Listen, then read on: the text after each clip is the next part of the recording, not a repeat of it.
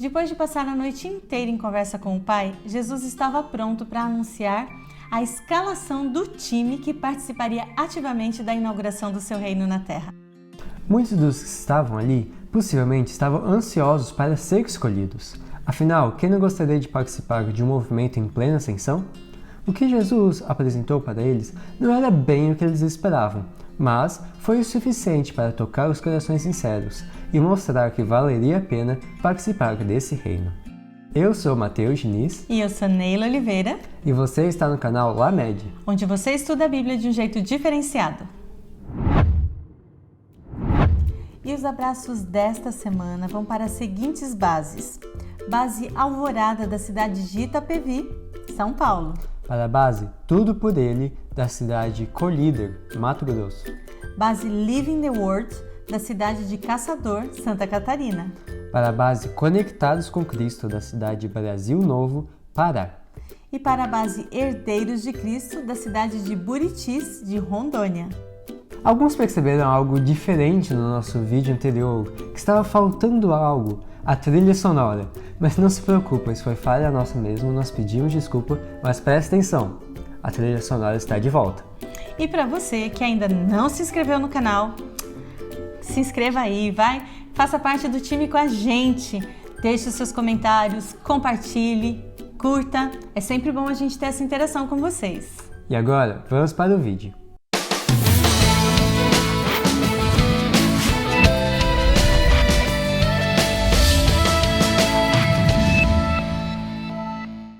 A gente sempre imaginou que o chamado para os discípulos aconteceu bem no início do ministério de Jesus. E de fato, Jesus conquistou muitos seguidores. Alguns se tornaram mais próximos dele, outros deixaram inclusive suas profissões para poder segui-lo, mas entenderam que, junto com o convite para seguir, vinha também o chamado para servir. Mas o chamado oficial mesmo aconteceu um pouco mais de um ano depois. Ok, Jesus tinha passado a noite inteira orando. Esse era um costume conhecido de Jesus.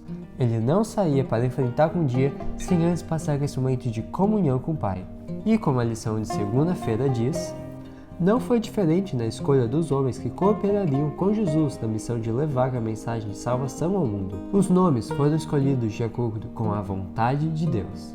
Assim, nas primeiras horas da manhã, Jesus chamou os discípulos para perto de si para anunciar algo muito importante.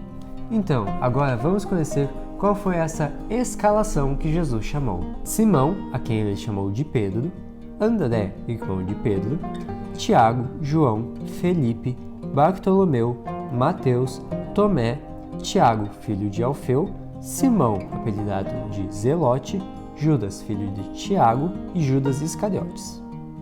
Humanamente falando, quem olhasse para aqueles homens poderia pensar que Jesus deveria ter se equivocado na escolha.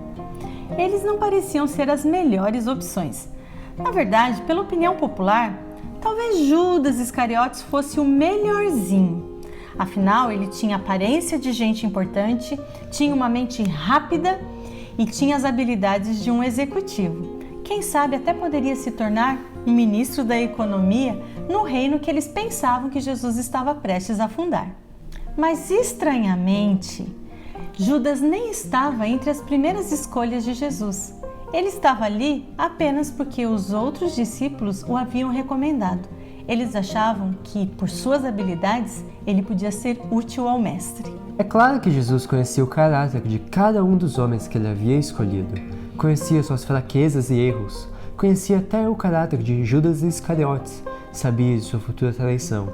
Mas Jesus o aceitou mesmo assim. No reino de Jesus havia lugar para todos, sem exceção. O contato diário com Jesus, a convivência com seu caráter perfeito eram oportunidades também para Judas de abrir mão de quem ele era, de suas ideias e seguir a verdade, ser transformado por ela. Se estivesse disposto a servir que nem Jesus, Judas estaria entre os maiores apóstolos. Aqui cabe uma explicação a respeito da expressão apóstolos. Na lição de terça-feira, é-nos dito que discípulo quer dizer aluno, aprendiz. Já apóstolo quer dizer enviado. Assim, aqueles homens vieram até Jesus, aprenderam com ele e então foram enviados para ensinar a outros. O tempo que eles passaram juntos foi como uma espécie de treinamento. Depois de reunir o grupo, Jesus fez algo significativo. Ele se ajoelhou no meio deles, colocou as suas mãos sobre a cabeça de cada um deles ali e os separou, os dedicou para o trabalho sagrado.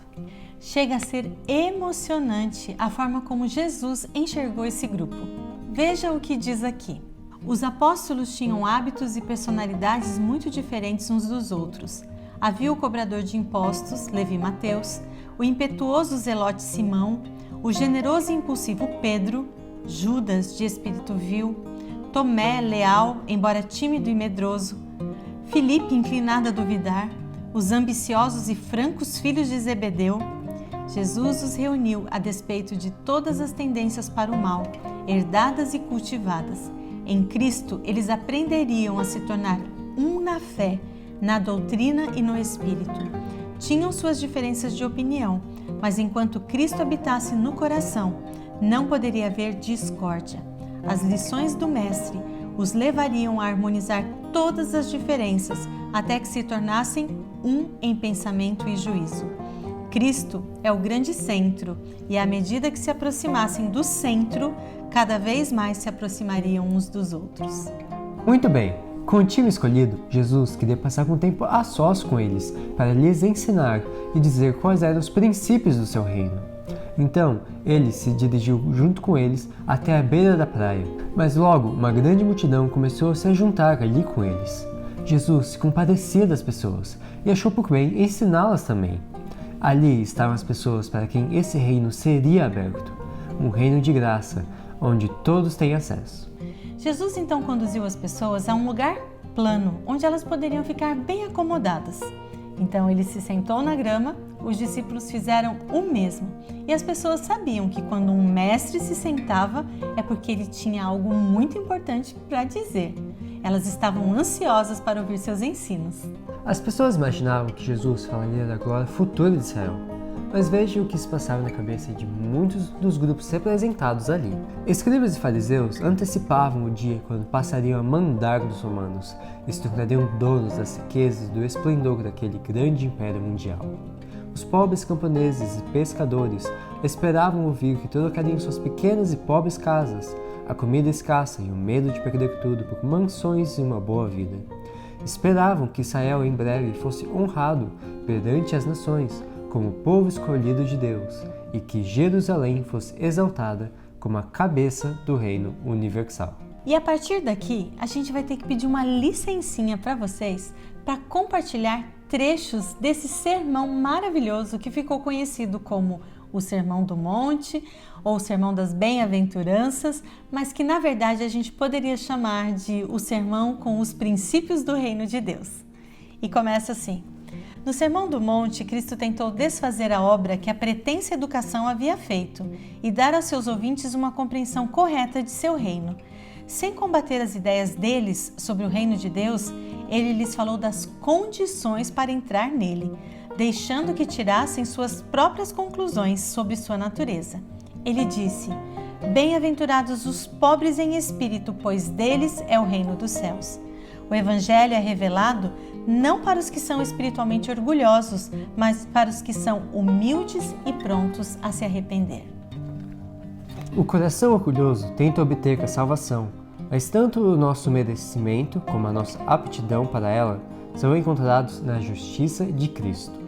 O Senhor não pode fazer nada por nossa restauração até que nos entreguemos ao seu controle.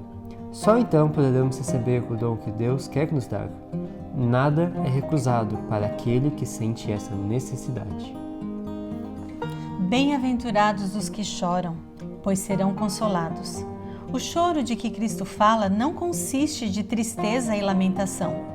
Muitas vezes ficamos tristes porque nossos atos maus trazem consequências desagradáveis, mas a verdadeira tristeza pelo pecado é resultado da ação do Espírito Santo. O Espírito nos leva arrependidos ao pé da cruz. Jesus é ferido novamente em cada pecado e ao olharmos para aquele a quem traspassamos, pranteamos pelos pecados que têm trazido angústia sobre ele. Esse pranto nos levará a renunciar ao pecado. Essa dor cria um vínculo entre o pecador arrependido e aquele que é infinito. As lágrimas de arrependimento são as gotas de chuva que precedem o brilho do sol da santidade, anunciando uma alegria que será a fonte viva da alma. Há conforto também para os que choram na provação e na dor. Por meio da aflição, Deus nos revela as manchas mortais que há em nosso caráter, de maneira que, por sua graça, possamos vencê-lo. Ele nos revela capítulos desconhecidos sobre nós mesmos e vem a provação, a qual vai revelar se aceitaremos a repreensão e o conselho de Deus. Ao passarmos por essas provações, não devemos nos rebelar ou nos preocupar, fugindo do alcance da mão de Deus. Os caminhos do Senhor parecem escuros e sem alegria para a natureza humana. No entanto, são caminhos de misericórdia e o resultado é a salvação. Jesus continuou, proferindo uma bênção para os humildes. Ele disse: bem-aventurados os humildes. Se possuirmos a humildade do nosso Mestre, estaremos acima do escárnio, da afronta e dos aborrecimentos. Essas coisas não vão mais causar tristeza ao nosso espírito. As pessoas que não conseguem manter um espírito tranquilo quando os outros as tratam mal, estão tirando de Deus seu direito de revelar neles sua própria perfeição de caráter. A humildade de coração é a força que dá vitória aos seguidores de Cristo. Bem-aventurado os que têm fome e sede de justiça. O misericordioso achará misericórdia, e o puro de coração verá a Deus. Todo pensamento impuro debilita o senso moral e tende a apagar as impressões do Espírito Santo. O Senhor pode perdoar, e perdoa, o pecador arrependido, mas embora perdoado, o pecado deixa manchas no caráter. Todos os que quiserem ter percepções claras da verdade espiritual devem se afastar de toda impureza de linguagem ou de pensamento. O egoísmo impede que contemplemos a Deus. Até que renunciemos ao egoísmo, não podemos entender aquele que é amor. Somente o coração altruísta, o espírito humilde e confiante verá Deus como compassivo, misericordioso, paciente, cheio de amor e de fidelidade. Havia uma bênção também para os pacificadores. Bem-aventurados os pacificadores. O mundo é hostil à lei de Deus. Os pecadores são hostis ao seu Criador. Como resultado, eles são hostis uns para com os outros. Planos humanos não conseguirão produzir paz porque não alcançam o coração. O único poder que pode criar paz verdadeira é a graça de Cristo. Quando essa graça for implantada no coração, ela afastará as más paixões que causam conflitos e separações. Um poder convincente acompanhava as palavras de Jesus. Muitos ficaram convencidos de que o Espírito de Deus estava agindo por meio desse notável mestre. Depois de explicar como obter a felicidade verdadeira, Jesus indicou qual era o dever de seus discípulos. Sabia que eles seriam insultados com frequência e que o testemunho deles seria rejeitado. Esses homens humildes que ouviram as palavras do Salvador passariam por calúnia, torturas, aprisionamento e morte. E foi por isso que Jesus continuou dizendo: bem-aventurados os perseguidos por causa da justiça, pois deles é o reino dos céus. Bem-aventurados serão vocês quando por minha causa os insultarem, os perseguirem e levantarem todo tipo de calúnia contra vocês. Alegrem-se e regozijem-se, porque grande é a sua recompensa nos céus, pois da mesma forma perseguiram os profetas que viveram antes de vocês.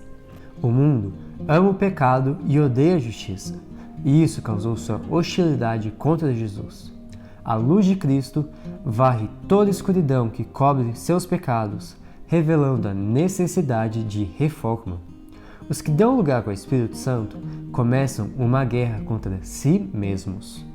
Os que se agarram ao pecado fazem guerra contra a verdade e os que a representam. Foi por causa disso que as pessoas acusariam os seguidores de Cristo de serem criadores de dificuldades. Entretanto, é a comunhão com Deus que provoca o ódio do mundo contra eles. Eles estão andando pelo caminho por onde andaram os mais nobres da terra. Cada ardente provação é um instrumento de Deus para refiná-los. Você está passando por tribulação, você está passando por sofrimento. Saiba que Deus pode tirar vantagem disso. Deus não desperdiça o sofrimento. Tudo vai depender de como você encara isso. E foi ainda neste mesmo sermão que Jesus falou que nós devemos ser o sal da terra e a luz do mundo. Para aqueles que prestaram atenção, para aqueles que entenderam o que Jesus estava falando, havia sim um lugar naquele reino que estava sendo inaugurado, o reino da graça, um reino do qual todos nós podemos participar. O nosso tempo aqui na Terra é para aprender a viver isso, para que nós estejamos preparados para sermos depois cidadãos do reino dos céus. Depois de um sermão desse, nós nem precisamos de lições, não é mesmo? Mas fica a dica aí para você, leia o seu livro, leia todo o capítulo, prestando atenção em cada detalhe, marque, sublinhe, preste atenção e, melhor de tudo, conte aos outros também. Jesus chama pessoas improváveis para serem seus discípulos, porque são pessoas que se dispõem a serem habilitadas para servi-lo. Certa vez, Jesus proferiu o que ficou conhecido como Sermão do Monte. Valores eternos em contraste com valores terrenos foram apresentados naquele dia. E como cidadãos do céu, este sermão é como se fosse a nossa constituição. São as normas para entrarmos no céu com Jesus.